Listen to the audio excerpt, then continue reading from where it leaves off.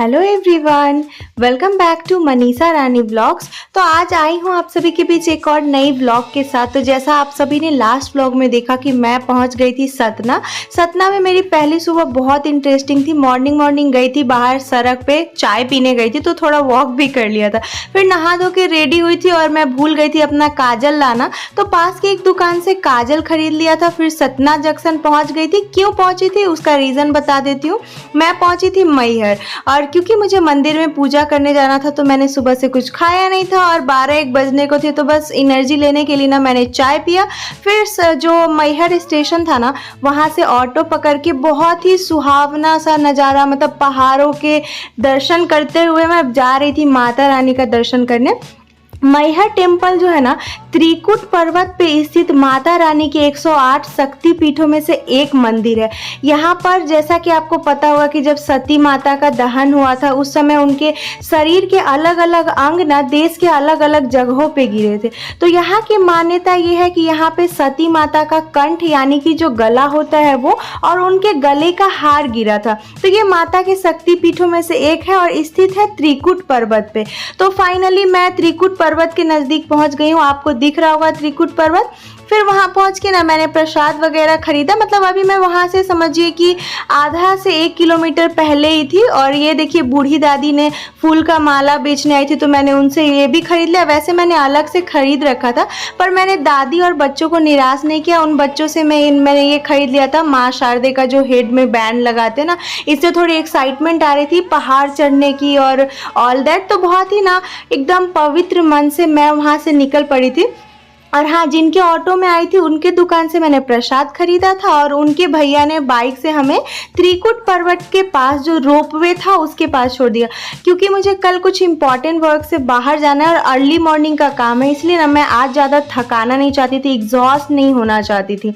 इसके लिए हम लोग रोपवे से जाने वाले थे। और फाइनली अभी त्रिकुट पर्वत आने वाला है पास। तो जैसा कि आपको मैंने पहले ही बताया कि मैहर टेम्पल जा रहे हैं, माँ शारदे के टेम्पल में। आपने इससे रिलेटेड एक बहुत पौराणिक कथा सुनी होगी, आल्हा उदल का नाम सुना होगा। तो माता रानी ना उनको अमर होने का आशीर्वाद दिया था, और ये भी बोला था कि माता की सबसे पहले पूजा जो होती है ना वो आल्हा उदल ही करेंगे। तो मान्यता इतनी सच है कि डेली रात को ना मंदिर के ऊपर, मतलब पहाड़ के ऊपर मंदिर स्थित है, और वहाँ पे एक भी पुजारी नहीं रहते, सभी नीचे आ जाते हैं।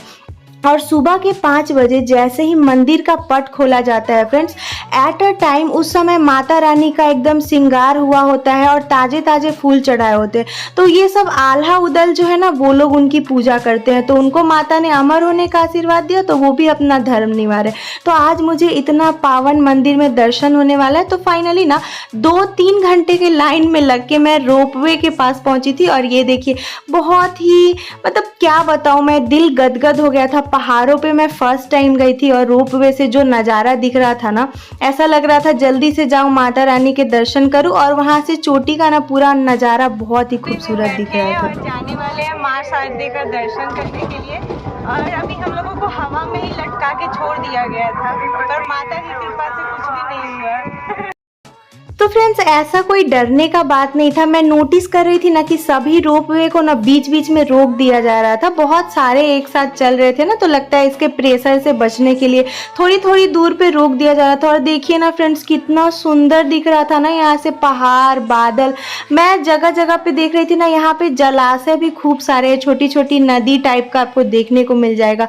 आई थिंक वो पोखर होगा। तो फाइनली लीजिए, अभी मैं माता रानी का जो मंदिर है ना, उसके लिए भी जब रोपवे से उतरते तो वहां पे लाइन लगता है। तो एक साइड से जो लोग सीढ़ी चढ़ के आते हैं उनका लाइन होता है, एक साइड से रोपवे वाला होता है। और ये रहे हमारे काल भैरव और आल्हा उदल का जो स्टैचू है ना, माता के मंदिर के जस्ट बाहर है। और बहुत ही बड़ा सा त्रिशूल, बड़ा बड़ा सा घंटा लगा हुआ था। देख के तो बहुत अच्छा फील हो रहा था। और ये देखिए हमारे माता रानी का मंदिर। और फ्रेंड्स, माता रानी का फोटो लेना अलाउ नहीं था, तो मैंने डाउनलोड किया था, तो आप सब भी दर्शन कर लीजिए। मेरा तो दर्शन बहुत अच्छे से हो गया था और दर्शन करके ना मैं मंदिर से बाहर निकल के आई थी, तो सोचा क्यों ना आप सभी के लिए इस पावन मंदिर का एक छोटा सा वीडियो बना लूं।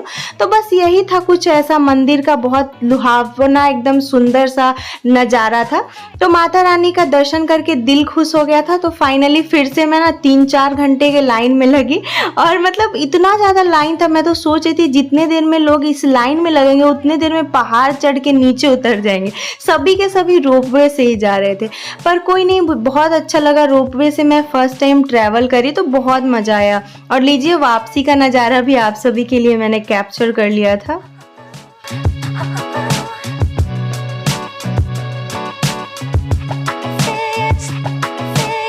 सो फ्रेंड्स, रोपवे से ना नीचे आते ही जैसे ही आप जस्ट नीचे उतरते हो ना, तो वहाँ पे माता रानी का ना एक अन्नकूट ट्रस्ट चलता है। उस ट्रस्ट के थ्रू ना बहुत ही बढ़िया सा ना प्रसाद खिलाया जाता है और उसके बदले में ना आपको जो इच्छा हो अपनी तरफ से आप जितना भी माता रानी के ट्रस्ट में दान करना चाहते हो, इससे मैटर नहीं करता कि वो 5 रुपया 10 रुपया, जो जितना अफोर्ड कर सकते हैं उसके बदले में इतना गर्मा गर्म टेस्टी, मतलब बदले में क्या, अगर आप कुछ नहीं भी देते हो तो वो आपसे डिमांड नहीं करते।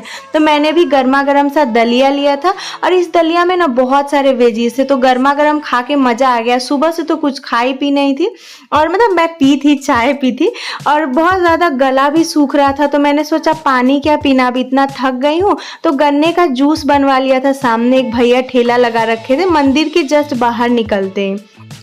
और उसके बाद ना मैंने उनको बोला कि भैया पुदीना ऐड करना, उसमें थोड़ा बर्फ़ डालना, और नॉर्मली भैया ने उसमें नमक वगैरह डाल के दे दिया था। इसको देखते ही मेरे मतलब इतना ज़्यादा ये हो रहा था ना कि एक बार में पूरा ग्लास गटक लूँ, बट वैसे नहीं कर सकते थे, इसलिए मैंने थोड़ा थोड़ा करके सारा ही जूस पी लिया था। ये जूस ना मुझे इतना ज़्यादा टेस्टी लग रहा था, एकदम अमृत के समान। फिर वहाँ से वापस मैं पहुँच गई थी मैहर स्टेशन। वहाँ से ट्रेन पकड़ के मैं सतना पहुँची थी, क्योंकि मेरा होटल सतना में था। और आपको पता है फ्रेंड्स, सतना पहुंची तो इतना तेज वाला बारिश हो रहा था ना, मतलब 5:20 के करीब में सतना पहुंची थी और वहां से होटल जाने में मुझे 1 to 2 आवर्स लग गया, जो कि वॉकिंग डिस्टेंस पे था। बट फाइनली उधर से आ ही गई थी। तो मैंने क्या किया, रास्ते में एक भोजनालय था, वहां से उनका स्पेशल थाली लिया। ये देखिए बटर रोटी, उसके साथ शाही पनीर, उसमें उन्होंने छोले दिया था, दाल फ्राई, जीरा राइस, दही, पापड़ और सैलड, अचार, सब कुछ था। और उसके साथ बहुत डिलीशियस सी मिठाई थी। इस सब में ना सब कुछ में टेस्टी सिर्फ मुझे मिठाई ही लगा था, बाकी सब कुछ ठीक ठाक था। पर कोई नहीं, पूरे दिन के मतलब भूखी थी। ये मेरा लंच ब्रेकफास्ट डिनर सबको मिला के यही थाली था। तो बस यही खाई और उसके बाद ना मैं बहुत थकी हुई थी, सो गई थी। और कल मॉर्निंग में जल्दी उठना है। कल क्या हुआ जानने के लिए नेक्स्ट व्लॉग जरूर देखना। ये वीडियो अच्छे लगे तो लाइक करना और चैनल सब्सक्राइब।